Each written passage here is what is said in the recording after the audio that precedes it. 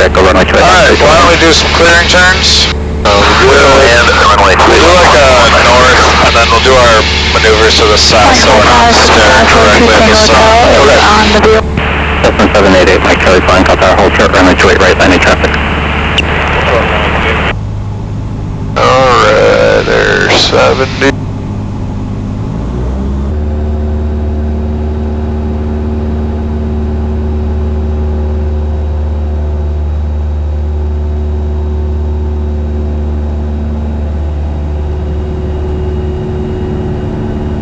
Watch out for that drift that we're doing. We need a little bit of right aileron, a little more right rudder. Got it. Just to keep that heading. Yep. And just give it a good little whomp. Whomp. Whomp. Damn it. There we go. Nose down. And then cover back up. Yeah. Beautiful. Okay, cool. There we go. That was a really good one. We kept the heading that we were on. Yeah. You corrected, because yeah, sometimes in the middle of the flight you are going to have to put in a little bit of right rudder, put in a little bit of aileron, for sure. It might start wandering one way. Yep. Alright. Yeah, and if you're going all this speed, you can just go all the way. Yeah, totally. There's not really much of a reason not to. Makes sense. Yeah, pretty much on our south-ish heading. Right. Cool. Alright, go to idle. 260.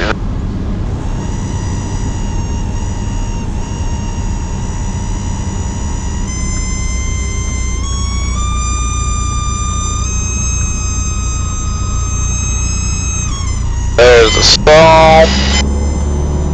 Yeah, nice. There we go. Alright, left-hand turn, 320. 320, roger that. And then whenever you get a heading turn, make sure to bug that head. Yeah. Perfect option. The big thing that I've seen DPs talking about recently for private pilots especially is what do you do with in-op equipment? What is in-op equipment and what do you do without something?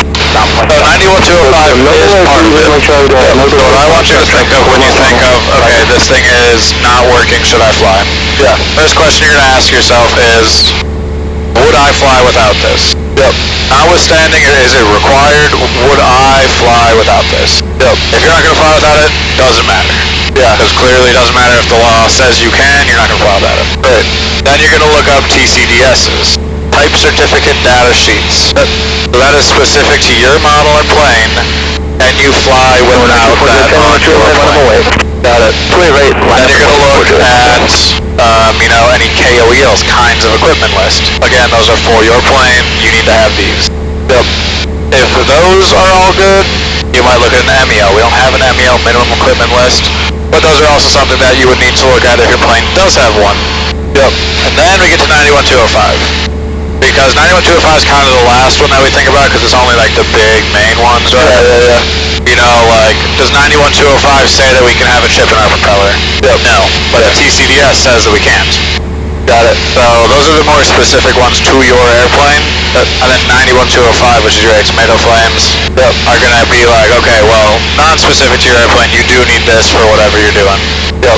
So, do we need landing gear position rings? We do not. Because do we have exact landing gear? Stuff like that. And then once you have decided, yes, I am legal to fly with this, yes, I am comfortable flying with it, deactivate black card and lock. There you go.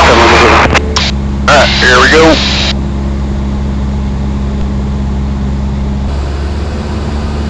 Losing a little altitude.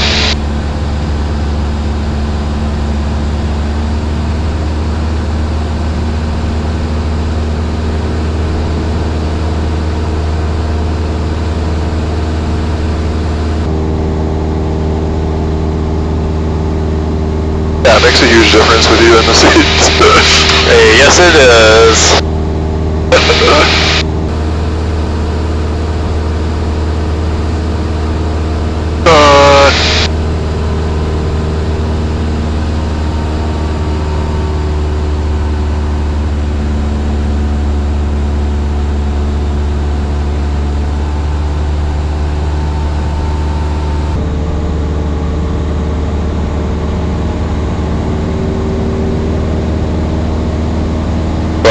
airspeed. Yep. Usually on the second one, you're gonna have to pull just a wee bit of power. Yeah. At the start, just because we have to force the plane down with our trim. Yep. So if you want to pull out like 50-ish usually at the start of the maneuver, like right now our airspeed is a little high. I mean, we at about 80-ish feet. Once we get to the south, like that was good. That was a rough one. We just got out of standards a little bit. Do you know what the standards are for this maneuver? So it's plus or minus 10 from what you started. Oh, got it. Okay. No, I did not know that. Yep. So we start at 95, so you get up to 105, down to 85. Okay. Altitude, plus or minus 100 feet. So if we start at, let's come back to 5,000. It's where you start the maneuver from. So if you say you're starting the maneuver at 5,000, and you're setting up, you're getting everything trimmed out, and you actually started at 4,920, and you drop down 20 feet, well, there's your 100 feet from where you said you started it. Right. So that's why being trimmed out on altitude, on airspeed is very important. Yep. Because if you say I'm doing it at 95, but you're descending, and then all of a sudden you don't have enough power, this is that whole shebang. Heading plus or minus 10 degrees. What should you do if your wing is on fire? I gotta get to the ground as quickly as possible. Yeah, so let's do a little emergency descent. That sounds good. Your left wing's on fire. Same traffic, still point exit. Alright, left wing's on fire. I'm gonna turn to the right then. I would agree. Okay. And power does go idle. Yep, power idle. You are correct, you do everything that you said you do. Those happen when you're closer to the ground. You can obviously key in 1215 while you're doing the descent. For sure. So what do you do for the descent? Like the traffic, so for the descent, we're going 45 degrees, just holding this basically all the way down. So in practice, we do close to the yellow arc, about 120. Okay, the same nice thing. We're getting 50 foot per minute descent, that's great. Love it. In reality, if your wing is on fire, you are going to fucking redline. Yeah. Your wing, obviously you don't want to structurally damage it. Yep, that'd be bad. What is fire doing to your wing currently? Structurally damaging it. So, it's probably better to get on the ground before the entire plane decides to move its crap. Yeah, move its pants, Makes sense. Alright, look at that. Fire's out. What are you gonna do? Fire's out, I'm gonna land as quickly as possible. And tell me what you see out your left window. I see a really nice runway right there. Oh, moving on. So we're gonna come in left downwind. It's gonna be perfect. Okay. Funny. So when you do an emergency descent due to fire, your engine will be shut down. Okay. So you are now doing a power off landing. Yeah. Which again is a part of our power off landing. Yep. Listen. And then we'll just get that nice lazy turn going in. It's going to be lazy into an increase.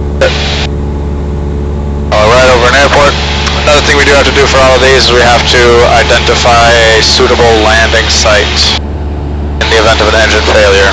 That is our suitable landing site. Very suitable. We'll start lessening that bank now. Yep, start lessening it even more. Echo traffic and bib. So we still want to get to that eastbound heading, but we want to make it nice and lazy. Roger. And look at that. Now that we're staying level on that eastern turn, we're looking good. Let's see the traffic. See the traffic message is turning final over full OTC with excited. Hey, traffic fast, everyone is on that downwind speed, so that's it.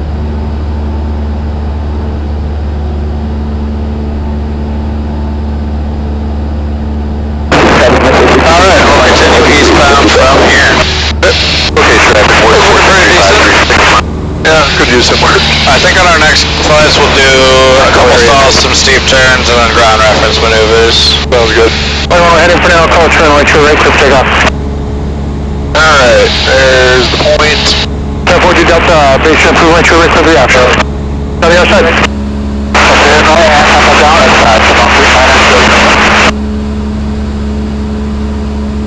Alright. That wasn't too bad. Altitude is the one problem here. We want to stay around 1,000 feet above the ground. Right now we're about 800. Oh, for sure.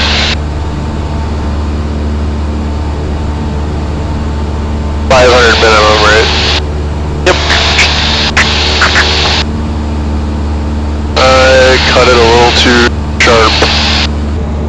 Just let it out on the next part. If you can identify what you're doing wrong, the DPs will let it slip a lot more. Nice. Not slip, I guess they'll let it slide.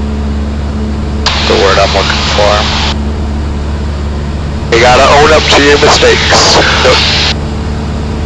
Until you're not gonna be a pilot who's like, no, I'm always correct. You're wrong. Roger. Wait, Mike Charlie, contact me, pleasure. Hey, Mike Charlie, thanks for the help.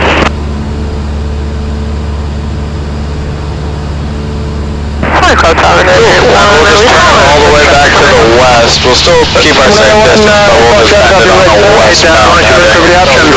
We cut this one a little early last time, so we'll just make sure we can do it without cutting it too early. We got him, 981. Thanks for watching. After today's flight, I have met all the aeronautical experience requirements in 61.109. And today was a little bit scattered as far as the video goes, but we essentially did an abbreviated check ride, and I think it went pretty well. But over the next month, up until the real check ride, I'm going to really just continue practicing, keep proficiency up, and dial everything in, and keep studying and hitting the books.